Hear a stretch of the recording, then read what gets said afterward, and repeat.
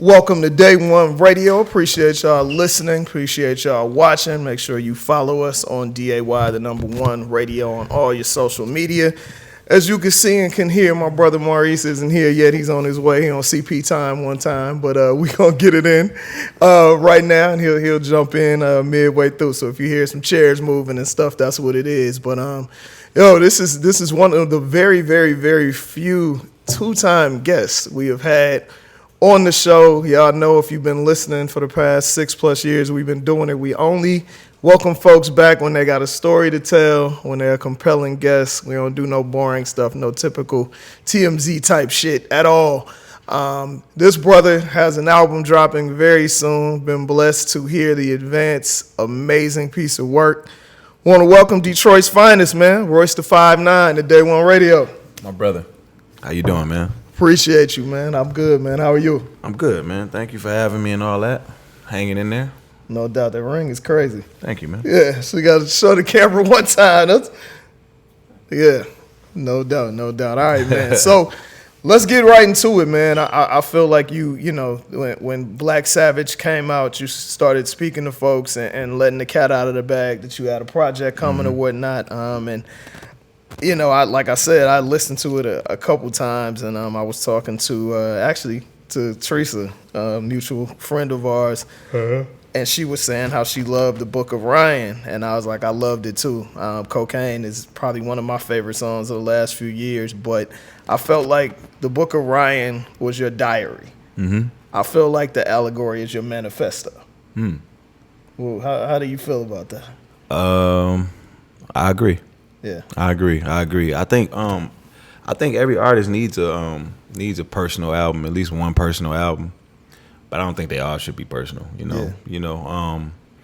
I think if there's many ways you can express yourself, I think you should do so. You know, with this one, it's just more of a reflection of where I am at the time. What I like about it is I didn't plan on doing an album. You know, like I just was.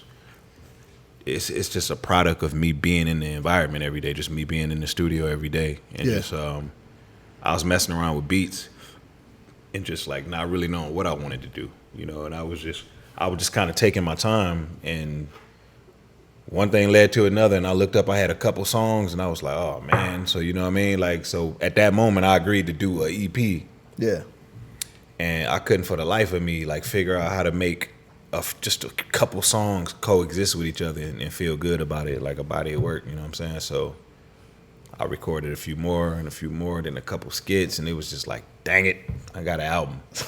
So like this is the first time I've ever had a project that I felt like happened to me as opposed to me, you know, setting out to do it. So, and you know how we are, man. You know, the older we get, the more information we need to take in. Absolutely. You know, like we read more, we do more grown-up things in our spare time. You know, I like to read to pass the time. And, you know, so it just kind of happened. What are you reading? What have you read lately? You know what's crazy? Everybody's giving me books now. Giving me books now. Last book I read was The 7 Spiritual Laws of Success. That was a while ago, though. That was the last book that I read. I'm lately, like maybe for the last year or so, I've been reading things online, but I especially go down rabbit holes where I watch like mad like documentaries. Yeah. And just I'm like a YouTube junkie right now, man. The info was out there. Yeah, like I'll go on YouTube, and you know how they give you other choices of videos like on the side. Man, once I go down there, and then I'll start off just looking at something normal, and then next thing you know, I'm looking at a documentary on whoever, you know what I'm saying? Like something crazy, you know what I mean? So it's I can spend hours just on YouTube. If I'm bored, I can spend hours. Like I'll get on YouTube before I watch TV. I don't even watch TV. Yeah, no doubt. That YouTube algorithm is a beast. That's one of the reasons I stopped watching battle rap. I look up and it's been 5 hours. Oh man, yeah, I've been down that rabbit hole. I ain't watched battle rap in Lord knows when. Like exactly. I just overdid it. Exactly. Getting back to the album, and you give the obviously the meaning on the album, but for those who won't hear it until it drops on the 21st, what's the meaning of the Allegory title and like the meaning behind titling the album that? Yeah, it's a kind of a story. It can be pictures, it can be just a book or whatever, and it's used for the artist to bring across messages in a clever subliminal type of way. Normally they're like moral messages and politically inclined messages. In my case, it was just everything that I feel, ideologies that I adopt, and then some that I don't, and it's all there. It's all there, and if there's things there that I think people should listen to, it's there because I think they should listen to them. So there's a lot of things going on, kind of at the same time that you can draw parallels to, and it's just me having fun too. Me having fun just as an artist. It's packed with a lot more information than my albums usually have. Right. And it's more indicative of where I am, mentally. And I feel like it fills a void. It's just like it exists at a time where it's just like people act like they don't want to know anything. You know what I mean? Like, right. Some people refuse to learn things. You know what I mean? Yeah. So it's kind of like, and it's just I got the regular rap on there. You know what I mean? Like it's a lot of things going on at the same time, and it's me getting my feet wet with production. You know what I'm saying? Like I produced the whole album, so there's a lot of experimental elements, and it's liberating. It's free. It's free. It's what I want it to be, and it's what had to happen. Because I tried my hardest to kind of like do something else, you know what I mean? Like, and it was just like everything else that I tried, everything just kept leading back to the album and me producing it. I had no idea I could produce it. No, I want to ask you a question about the production too, but do something else in regards to staying in music, or just do something else in life? No, just do something else with my time at that particular time. Yeah. It was supposed to be a time for me just to relax, Yeah. If something is flowing, if lyrically it's flowing, I'll lay something down, I'll write something. But I was actually in a space where I was writing things and nothing was. I wasn't able to come up with anything that I was just like crazy about. We could write 16s all day. Right. Like they'd be cool. If I needed to do a feature for somebody, no problem. Right. But just in terms of getting something down that takes me in a direction to where I can say, okay, this is what I'm making an album about. I told myself after the Book of Ryan, I'm not making no more albums just to be albums. Yeah. I need to know what I'm doing. That'll give me it'll put me in a better position to, put something together from front to back that makes sense, that's cohesive, where I know exactly what I'm doing. So I always told me I'm going to come up with the concept first, and I'm going to come up with the producers that I'm going to use. I'm not going to let that be random. I'm going to make sure that all of them are in a room with me. Okay. So that's how I wanted to originally do an album, Yeah. and I looked up, man, I had a whole album just done. You know what I mean? So with the production, and I've heard you speak about it, so we won't get deep into the process and how you got into it. People can hear that, in a couple other interviews. But what did you learn about yourself as a lyricist and an artist through this process of really learning how to produce kind of on the job? Yeah, I learned it's a lot like the process of learning how to write. And I think I'm getting through the process a little bit quicker because I compare a lot of the little nuances to writing, And one thing that I told myself, and one thing that I learned from writing that I'm guilty of, is I learned to just kind of like keep an open mind and not, when you learning how to do something, when you become a quote unquote master, like all of the masterful beat makers that I know, like the first thing they'll tell you is what they're not gonna do. Okay. You know what I mean? Like, cause you start to make rules for yourself. With me, with writing, there's certain rhythms and flows. I can do any rhythm and flow, but there's certain places that I'm just, it's not fulfilling for me. That's not you. Yeah, I could write it, but I don't. It doesn't do it for me. So it's like, and I think that just comes from doing it from so long and having too good of an understanding of what is technical and what is masterful and what's not. And I get into my own head sometimes. And I know a lot of beat makers like that. You know, like a lot of beat makers would be like, I ain't doing that, man, because it ain't enough elements in the beat. It's only the, you know what I mean? And I think with being a producer, the producer is the person who has the ear. Yeah. Like the producer can walk in a room and take something. He can take something away from the song that makes it better. Or he can add something to it, but he knows exactly how much seasoning goes on the food, the perfect amount. And that's what I'm shooting for. You know, so and I'm also learning the difference between the producer and the beat maker. You know, a beat maker is somebody who can make an amazing beat, but that's it. Yeah. I don't want to be one of those either. So, you know, like when I'm practicing, I'm not necessarily practicing on being a master at working the hardware. Yeah. But just learning the overall picture. You know, and I always got completed song in my mind during the process of making the beat. Okay. Instead of just focusing on just the beat, you know what I mean? So I don't necessarily. A couple people called me, a couple artists that I know, like, you got some beats, and I'm just like, man, that's what I was. I don't know if I got any just sitting around that you may like, you know what I mean? But I'm pretty sure I can get in the studio with somebody and come up with something while we're doing it. Like if I got them in mind, right, it's for them.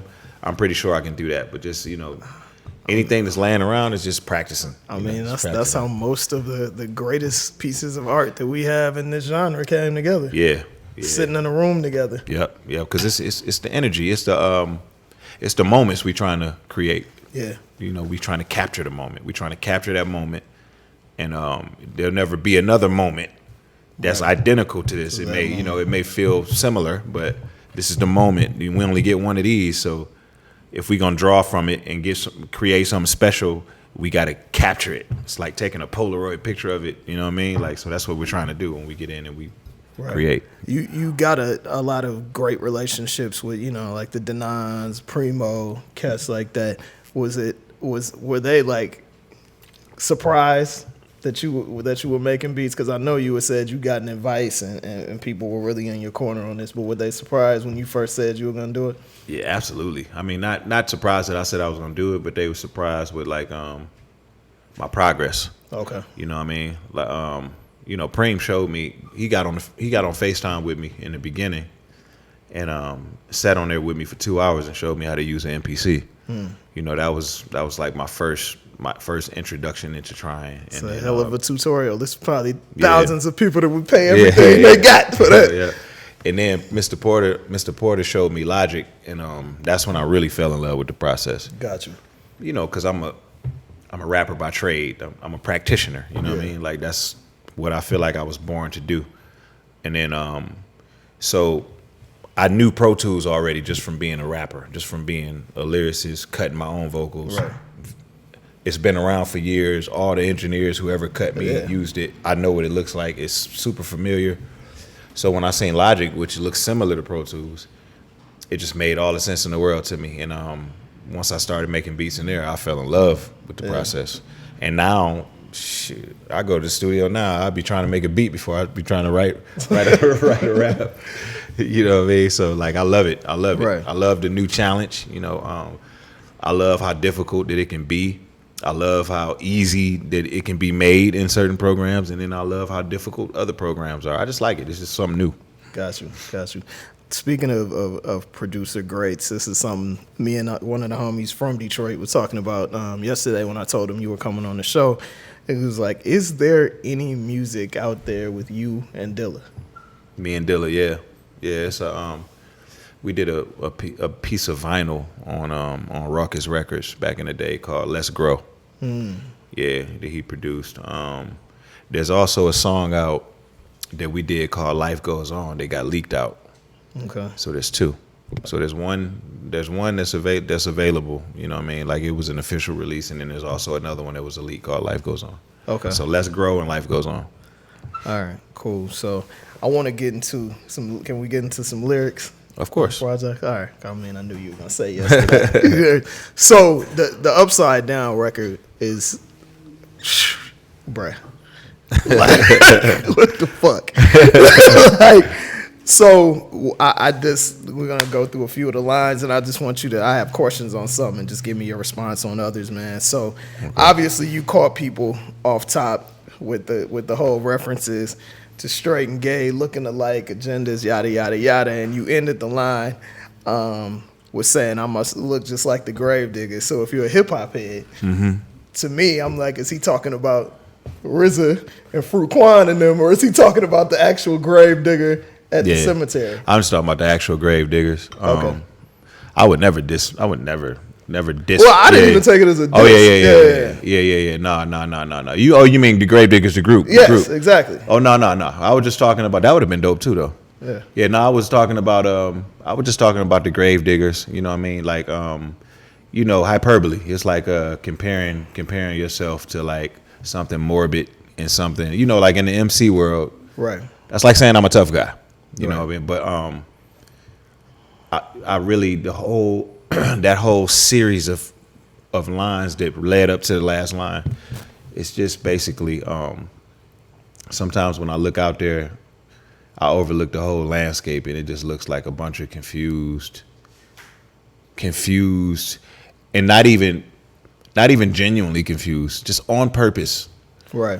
Just trying to be like weird and fucking, you know what I'm saying? Like it's I see a whole lot of that and a lot of people fake weird, pushing that agenda, in an attempt to try to sell something. Yeah. And that's a horrible. A lot of that stuff. A lot of these things are like horrible things to like emulate in an attempt to sell some records or get some attention and shit like that. So that's kind of like what I was kind of referring to, And then people say anything, man. They will say anything. They'll do anything. They'll dress up like anything, right? And it's just like the key to artistry is just to find your truth as soon as possible. And I always say that like the success is like a journey. You should constantly just be on a quest on the road to success, but the art itself is a destination. You have to get to a place. You got to get to a place, and then you can express it, fluently, easily, and it'll resonate. But you got to get to that place. Right on. And like especially black people, young black men, it takes us a minute to find ourselves, be comfortable in our skin, So for sure. All right, so probably the only artist who can father time, John Amos. Good times. Incredible line. Thank you. Rapper God erupted out of a Comic-Con Kano, committing lyrical homicide while beside Primo. To the downers, I'm Drano. To the genre, I'm Thanos. Dog. So you it's weird. Like you found that perfect balance between saying I'm the shit and being humble at the same time. So just kind of like when, because I honestly, and I've listened to quite a few, most of your projects. I feel like this is you got the goat ring on shit. Like, you know what I mean? Was it within this process the last like couple years or whatnot that you was like, yeah, nobody's really fucking with me and I'm comfortable with saying that? It's, when you get in the booth and you get a mic in front of you, man, that thing, it snaps. Everything snaps. Yeah. And you don't switch into the person, but like the turn on switches should be 0 to 100, and that's what it kind of is with me. And then when it stops and I turn the mic off, I just peel back a different layer, and it's disarming. It's disarming when you carry yourself that way, like I think the world of myself once the mic is on, but I don't like. I have my doubts sometimes, just like anybody else. I have good days and I have bad days, but there's a certain level of confidence that you need to have, and a certain level of just a certain amount of resilience that you need to have just to be able to survive, man. Like, not only just in hip hop, but just as a black man in America. You got to be able to think your way through things. Like we're such visual thinkers. Yeah. Like a lot of times, we could think a shitstorm onto ourselves. Like we can think ourselves out of the game. Just like, oh man, I'm depressed now. Some people, you can't even let them be alone for too long. You know what I'm saying? Because they'll start thinking bad stuff. So I just try to always use my brain to my advantage. So when I get in front of the mic, I tell myself great things about myself. I won't tell you what I tell myself. I tell myself great things about myself, and then you know, I don't have any problem expressing that to people. But you know, when I'm not in front of a microphone, I choose to do it in a way that's not, you know, that's more disarming than it is offensive. You know. Got you. Bill Maher used the term nigga so loosely because truthfully, he know he wasn't using it in front of DL. Louis C.K. know he can use it in front of Pookie, but know damn well he wouldn't use it in front of DL. Now, all of that is, you know, self-explanatory if you follow the news, this and that. But what was going through your mind? Most people ain't going to call out bullshit like that. And so, you know what I mean? Like, especially MCs. These are, you know, we love Chris Rock. You know, we love DL. You know what I mean? Yeah. But what was going through your mind when you were penning those lyrics? Probably exactly that. Like, too many people, not enough people talk about it, man. Like, I'm tired of that shit. You know what I'm saying? Like, I'm tired of these motherfuckers, man, that got like, they have platforms and they're obviously brilliant people. You know, Bill Maher obviously is a brilliant man. Mm-hmm. But stop fucking playing so much. Yeah. They play too much. Stop playing so much. Don't play. You know what I'm saying? Like, that's nothing to play with. And, you know, like, loosely throwing around that term, I'm offended by that. And, you know, and then when I see one of my brothers sitting there and accepting it, who's obviously uncomfortable just for whatever political position, and I think that's fucking weak too. So I decided to say something about it. Absolutely. And the brothers who stand up for it, like DL, they don't try that with him at all. So that lets you know they know when it's going too far. Right. But they will test you and test your boundaries. And I just can't believe that we even living in a society that's still like that. Right. No, that's real. Next line. White kids graduate to relationships with a ton of perks. Perks. Black kids just aggravated and had to take a ton of perks. I thought this was dope because it's kind of flipping what the mainstream media talks about with the opioid crisis. Mm-hmm. You know, all day. So this amazing line, self-explanatory as well. And then you kind of just like hit people in the fucking head and made a lot of women that go to Dominican Republic on vacation feel bad about their decisions with the next line. Black women want to be built like cartoon characters. Eric Cartman. That bears a striking resemblance to Sarah Bartman. Now Google that when you get a chance and you'll find out America is heartless. And I thought that was such an awesome just way to end the verse because it plays into the whole upside down thing. If you guys aren't familiar, Sarah Bartman was a woman who was paraded around Europe and around other parts of the world because she had a really big ass, but it was looked at it as like a deformity or a sign of ugliness or whatnot. Now, women, not just black women, but women, period, a lot of times, especially in this culture, are paying tons of money and risking their lives to have abnormally shaped asses.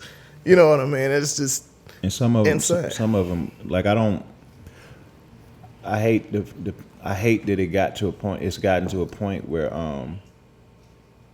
some women, especially some black women, they think that that's kind of like a measuring stick. Right. Yeah. To looking beautiful. Yeah.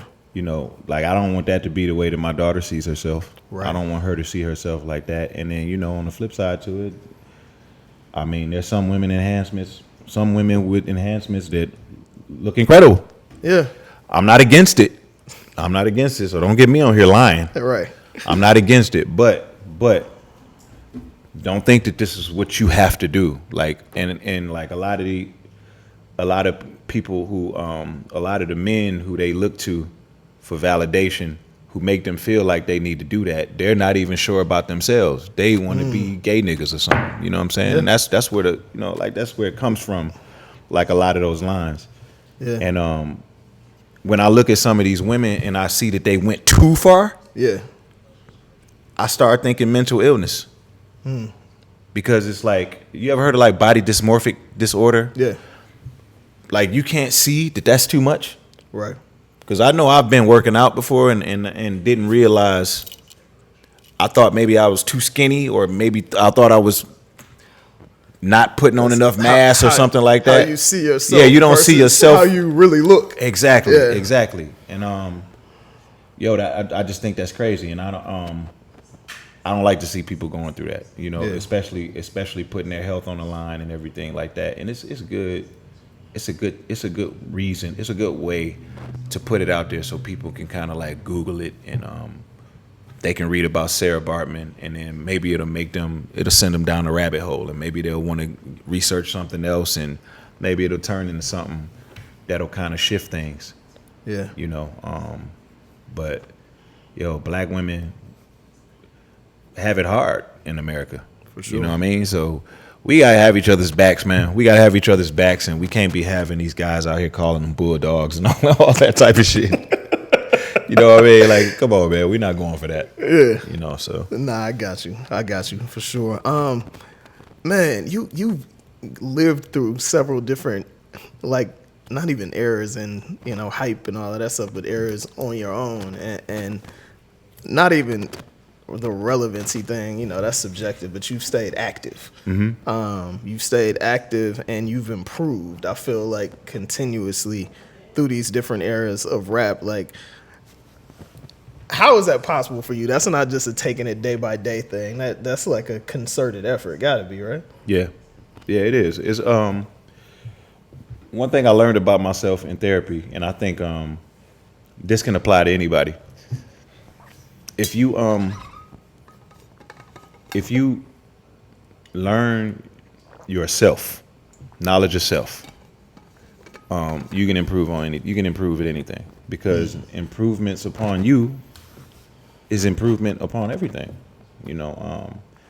And I believe that, and I stand by it even more so than telling somebody to pay attention to what's going on. Actually, I don't recommend that for every kind of artist, you know, because a lot of what's going on is conflation. You know, it's a recreation of what people think that people like.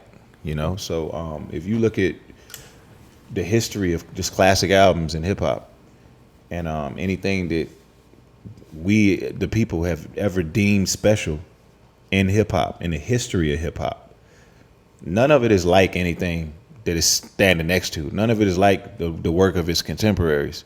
It's always something different, you know? Yeah. So, and then if you look up the definition to the word relevant, you know, like, none of the thought processes of any of these artists fall under the category of that definition while making those albums. Yeah. And I just don't think that Andre 3000 was thinking about being relevant when he was making Hey Ya. Definitely not. I mean, I think he was, if anything, he was thinking about doing something completely different from everything that he was hearing at that time. And everybody can't go with the wave, you know. Some people just don't feel comfortable in that space. I'm one of those people. I don't get any fulfillment out of recreating things. You know, like, I always like to be the guy that just went left when everybody else was going right. And it's a certain level of liberation that comes from being okay with that. Yeah. You know, like, it's all right. There's some people who go online just to find out what they should like. Yeah. You know, like, they actually research what they like. What should I like today? Okay, everybody likes that. I think I'm gonna like it. You know, and there's artists who go on tour and, you know, they actually performing on stage in front of people who everybody in there is not their fan. Right. Some people are just there to meet girls. Some people are there because it's the wave and this is where the party is at and this is the cool place to be. Absolutely. You know, like, that's cool too. That's cool. It's cool to have those kind of fans, but I pull a lot more out of people that I could speak to and who tell me shit like when you said such and such, it saved my life, or when this album helped me get through this time. Right. Because I feel like music serves many purposes, and it's supposed to be therapeutic in every way. It's a legal drug. For sure. You've gotten to the point that you are one of the few artists that has been around for a minute especially in Detroit, that is respected by the OGs and also respected by a lot of the young artists and the younger cats and whatnot. How do you feel about the state of rap in Detroit right now? And I could have a couple follow-up questions to that, but just how do you feel about the town? Because I feel like it's a lot of attention on the city, for sure. But like as that guy that's been doing it for a minute, who a lot of these cats look up to, how do you feel about it? I think it's in a great place. Yeah, I think it's in a great place. We got a lot of talented guys out there. I feel like the door is like wide open. It's like wide open for pretty much anybody to walk into it. I think the internet made that possible. I think our generation, me and Marshall, D12, Obi Trice, Slum Village, Trick, all of the guys pretty much that I seen at the hip hop shop the first time I went, we all got record deals, like the whole generation. And it birthed all kinds of new talent. And now you got like guys who do all different kinds of music from different neighborhoods coexisting at the same time. And I think it's a beautiful thing. I think as long as the guys understand that we can coexist, I think we let the fans too much put us into different categories. Like that's a bad thing. This dude over here, he from 7 Mile. right, Like Danny Brown is from Highland Park. I've never heard nobody that raps like him. right, And then, Elzai from Slum Village is from 7 Mile. And I'm from Oak Park. We got rappers from Township. Instead of making that a bad thing and us being like, yo, that dude, he's from over here, so he don't rep it like I rep it, and we have to embrace all of the different things that we're able to do. right. Because you don't really see that from a lot of cities. And we've always had tons of talent in Detroit. I'm tired of people getting overlooked from Detroit. That's what I was going to ask you next is why do you feel, because I hear, and especially being from Oakland, I hear a ton of rappers. It used to be like you heard so many rappers from Detroit sound like cats from the Bay. Now you hear a ton of rappers from the Bay using that newer Detroit flow. So what do you think is going to take for the city as a whole, with so much talent coming out of it, to get that same shine that Houston got around 05, that Chicago got during a certain area? Because I feel like even though you have huge rappers from there, talented rappers from there, that worldwide, nationwide shine has not been there. Yeah, I mean, as soon as we have that thing that they had, unity, it's just it's the common denominator. It's the only thing that's missing, and it's something about Detroit where we've always felt like we needed to be competitive with each other, and that just speaks to the environment. It speaks to what's going on in the environment, and that just kind of is what it is. So we, us the OGs, we taking some steps. Yeah. I know me personally, I make sure that I always support everybody as much as I can. I would never say nothing bad about a Detroit artist. Yeah. It's just one of my sacred things. I just don't. It's a very counterproductive way to be, especially when you sitting and you watching other cities just kind of like boom, they going. Yeah. As a city, and just watching like Atlanta, like you said, Houston, Chicago. It makes me realize that how important that unified front is, and it's all right not to know that. You know what I mean? Like, because that same mind frame of being competitive and just being raw and reckless, that's one of the things that got me on. You know what I mean? It's true. Like my lack of just, if I'd have been this peaceful in '97, I wouldn't even be sitting here. So, like, as long as there's always room to grow. As long as you take those steps, then you can elevate to whatever level, you know what I mean? So a lot of that is our job as OGs, we hunt these guys down and we indoctrinate them with the information, because the future of the city depends on it. Absolutely. Yeah, so I was trying to make eye contact. I don't want to just jump in like Maurice late ass is here. You good, man. We already talked about that beforehand. We talked about you be sliding in. I was trying to let you slide in. But no, like it's funny that you said that. I'm glad I came in at this part of this discussion because I mean, as much as Atlanta, Detroit, Atlanta, Chicago, Houston, places like that, they have that unified front, so to speak. They also seem to have the luxury of a unified sound as well. It's like, you know, you can't necessarily tell like if somebody is from Detroit, whether it be like the accent. Yes, you can. When I hear you and like you said, Danny, you know what I'm saying? Yeah. Or even taking it back to somebody like a Esham or somebody, like I don't hear like the same person. I definitely don't hear the same beats, or even somebody like a Payroll Giovanni. You know what I'm saying? But they got it now. They got it now. Like T Grizzly and them. Like a lot of those guys, there's a certain flow that they have that started actually during my era. Really? Juan and them. Juan, the Street Lords in Rock Bottom. Okay.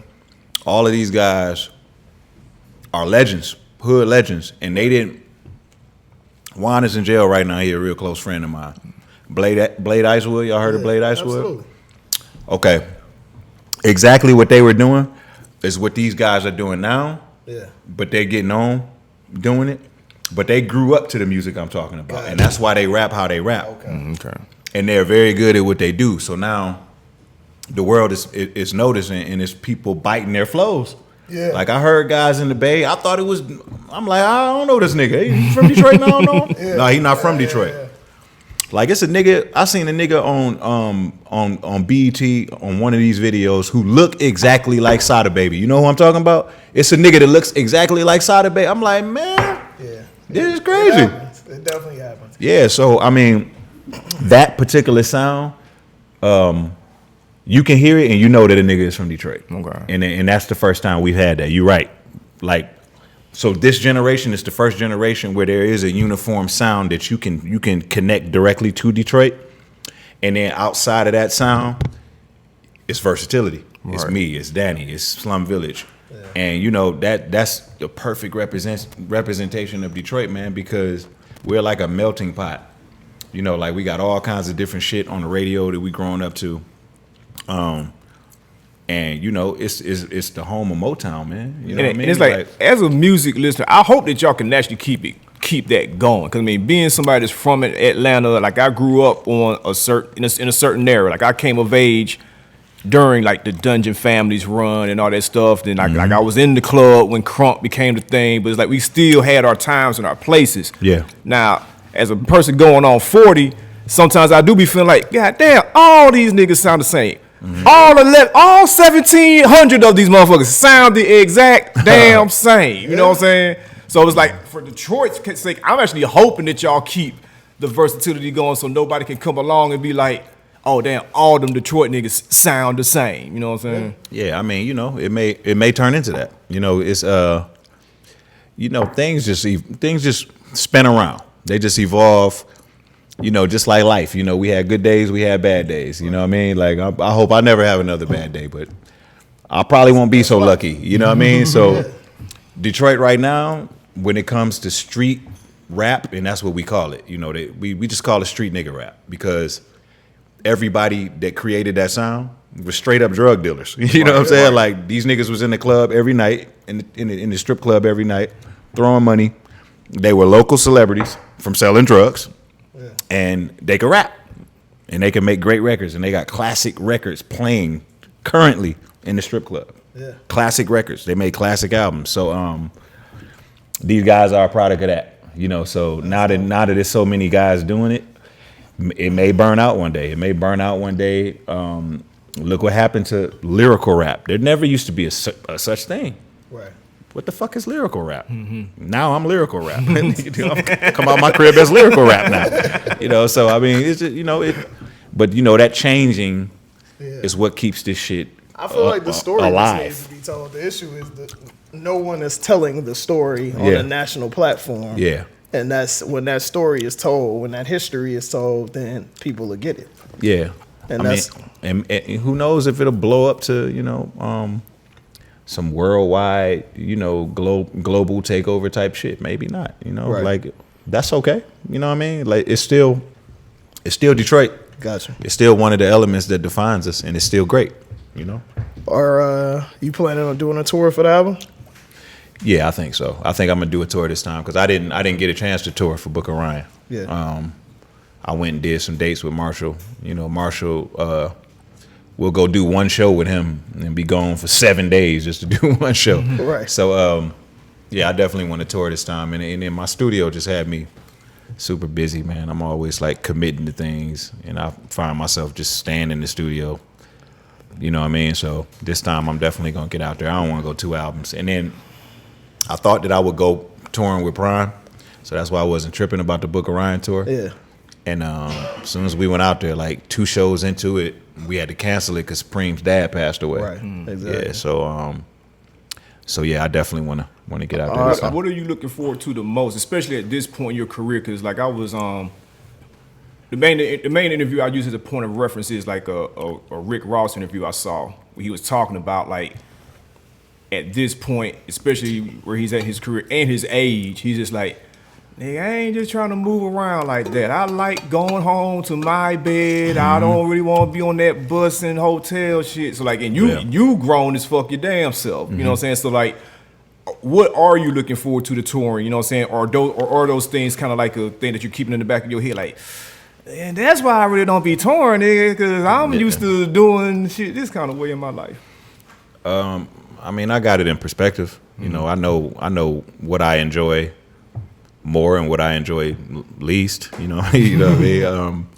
Touring is it's something that I've done enough of it. I've done enough of it to know. I've done it on every level. I love performing. I love the people.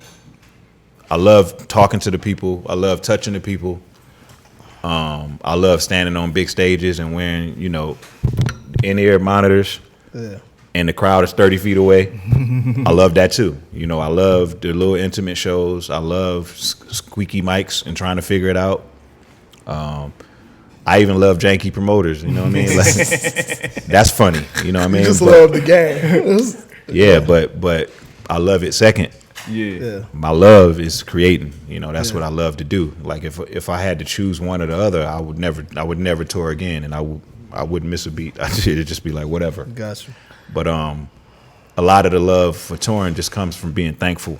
You know what I mean? I know what it takes to build a profile. I know what it takes to build a platform. I know what it takes to build a brand.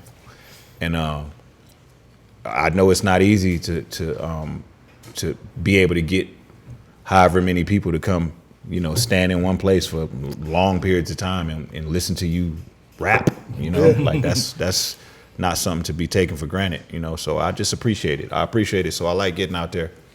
And it's good to get out the studio sometimes because I get cabin fever because I stay in the studio. Gotcha. No problem. I'll stay in there. Definitely our listeners would be upset if we didn't ask you, will there be a Prime 3? So we have to ask. That's always a possibility, man. Like me and Preem, we talk all the time. Right now he has his radio show. He's actually doing a little less than he was doing during Prime too. So it's a possibility. It's a possibility for that to be sooner than later. After I finish rolling this album out, I just gotta kind of like look at what I want to do. Okay. You know what I mean? But that's one of the things for sure that I thought about. I definitely thought about it. I just got to figure out exactly how I want to approach it. I don't want it to be predictable, and I want to make it special this time. This time I'm really key in on trying to figure out a way to make it just. I'm trying to kill the other 2 primes. Yeah. You know what I mean? Like I got to figure out a way to do that. For sure. We got to talk a little bit of boxing before you get up out of here. Okay. Who do you have in Fury Wilder too? I'm gonna go with Wilder. Okay. I'm gonna go with Wilder. I'm not the biggest Tyson Fury fan. I think he's a hell of a boxer. He could fight. Especially to be so big and dumpy. I think I'll tell you what's not gonna happen.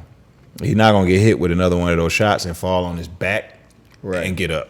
That's never happening again. Yeah. He's still a human being at the end of the day. I think that their last fight, he was up for the fight. Yeah. I used to watch Floyd go through this all the time. He used to fight guys that were B-level fighters, but they'd be so up for the fight because it's Floyd Mayweather, and you can see him in there just trying to adjust. Yeah. Just trying to figure out how to make adjustments because they fight like it's the fight of their life, and he just like, fuck. You know what I'm saying? So I think it's going to be one of those situations where Tyson Fury is not going to come in as up as he was last time. Okay. And Deontay going to get him out of there. Okay. Will we ever see a Wilder Joshua fight, and if so, how big will it be? I think it'd be huge. And I think we should see it. It's boxing. We should see a lot of stuff. Yeah, you're right. But I mean, the way that they talking, I mean, just following like the promoters and the way that they're talking, it sounds like it's gonna happen. I mean, if they can find a way to give us Mayweather and Conor McGregor, I mean, they can surely make that happen. Yeah, they can make the fight. I mean, what's the downside? You know what I mean? It's only upside at this point. You know, especially since Joshua Tyson Fury. Joshua lost. Tyson Fury and Deontay was so close the first time. Hopefully Deontay get him out there and get him out of there in great fashion. Yeah, and it could be the next fight after that. That would be dope. That'd be great. Dope. Who you going with in that one? I would have said Wilder, but after seeing how Joshua adjusted in the last fight, I could see him winning the fight. What about you? Neither one of them wear basketball jerseys, bro. So I ain't doing that. I know how that is. I apologize. He's going. I feel the opposite. Okay. I looked at the way that Anthony Joshua fought Ruiz in the first fight. Right. Yeah. Absolutely. And that's all I needed to see. Okay. That's all I needed to see. So you weren't impressed with the adjustments in the second fight? Get out of here. You also like no disrespect though. No disrespect, because I can't beat you, but right. But in the same token, Deontay is not the most technically sound fighter at all. But you got to kill him. You got to kill him to beat him. There's I do know that much about it. Dude damn near fights like they do in the cartoons. Anthony Joshua, and I say this again with respect. Anthony Joshua is not a tough enough guy. He's not a tough guy. He's a good fighter, but he's not a tough guy. Yeah, he's not. Deontay is a tough guy. You gotta kill him. Yeah. Nah, I'll give you that for sure. Yo, before we get up out of here, this is one of our favorite parts of the show. We're going to give you some trivia questions real quick. We host hip-hop trivia. It all got to do with you and Detroit and some shit. I still get them wrong. That's the thing, though. Like, we've been hosting hip-hop trivia here in Atlanta for what going on? 4 years in May. And the rappers that show up in there never win. That's true. That is true. That is definitely true. Killer Mike, Pastor Chora, Andre 3000, like, they be scoring like goose eggs damn near. It's like, damn, bro. Dre was definitely like, bruh, I don't know shit, man. I just know how to rap. What is it? Is it history? It's everything. Okay. It's old stuff, new stuff. All right, so first question is always the easiest question. Royce the 5'9" answering some hip-hop trivia questions. So question number 1. What hip-hop great is Detroit lyricist Kid Vicious related to? What hip-hop great? Yeah. I'm gonna have to say myself. Good answer. All right. What arena named after a Hall of Fame boxer did the Pistons and the Red Wings once play in? I have to go with Joe Louis Arena. You were correct, sir. You were correct. See, you're doing well. I'm doing good. You're doing well. What's the name of the landmark hip-hop location that Jerome Mongo and Maurice Malone owned in Detroit? I have to go to the hip-hop shop on that one. Absolutely. This is the one you might get wrong. Number 4 is always the hardest question. This is old school, though. Y'all buttering me up with the softness first. This is old school. I mean, we don't never want our guests to look bad. You know what I mean? This is like Who Wants to Be a Millionaire. Right. When you're in your living room and you're thinking, I got this. See how many I got in a row? And they hit you with the real shit. Right. All right. In 1982, a duo from Detroit hit kinda big with the song called Flamethrower Rap. What was the duo's name? A duo from Detroit. Flamethrower Rap. That was the song. 1982. 1982. You need a hint? Yeah. All right, you remember the little dance show that Yeah. used to come on the scene back in the day? Uh-huh. They did the theme song for the scene. They did a theme song. Same guys. Kiddo said he has no clue. Flamethrower rap. Yeah.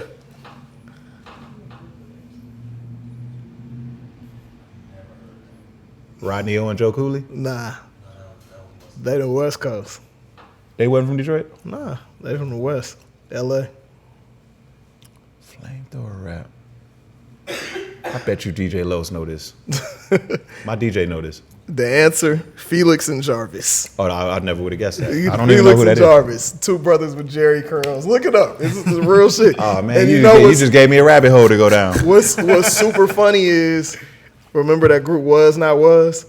The like kind of rock whatever group. You know if you look at it. Don Was is like a legendary producer. He co-produced the song.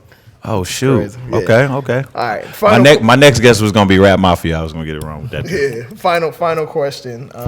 This is gonna be easy. Name 3 members of D12. Which you want their alter egos or you want their name? It don't matter either way. Porter, Vaughn, and Swifty. There you go. Porter, Vaughn, and Swifty. But so, and you went difficult. You ain't even named the 3 that everybody know off the top of their head. Impressive. Well, those my guys. So, Yeah, of course I know that. Impressive. Yo, man, we definitely appreciate you. Thank you, sliding man. through, man. Thank you, brother. The Allegory. The Allegory, February February 21st. Everybody go check that out. It's going to be available on all streaming platforms. I don't believe I'm even saying that because I want you to have a physical copy. You But did Before well I got on the here, last did one. Brandon tell you how excited he is for everybody else to hear this album? Oh yeah, I showed him the dope. tweet. That's dope, I man. said- Show the text. I showed him that I put out a tweet in December when I heard the advance and was like, this time next year, this album will be mentioned at minimum. Dude, top this 5 man sent rap out a group albums of the text year. the other day when the Upside Down video dropped. Nigga, I told y'all. And I'm just like, damn, Shawty, what you tell us? What happened? I'm like, I'm confused. Hey. What did you tell? I told y'all niggas. I'm like, what did you tell us? I told you Royce is about to goddamn kill these niggas. Like, Oh, okay, damn. All right, cool. anybody in this room that has known me knows that I am an extremely harsh critic. Yeah. So that coming from me is a lot. Thank you, brother. It means a lot, man. I Yeah, appreciate that it. coming I from me appreciate it. means a lot. Yo, we appreciate you coming through, bro. We appreciate y'all listening. Appreciate y'all watching Day One Radio. Shout out to CLNS Media. Shout out to Live Hip Hop. And shout out to you for always supporting. See you next week with another dope show. Peace.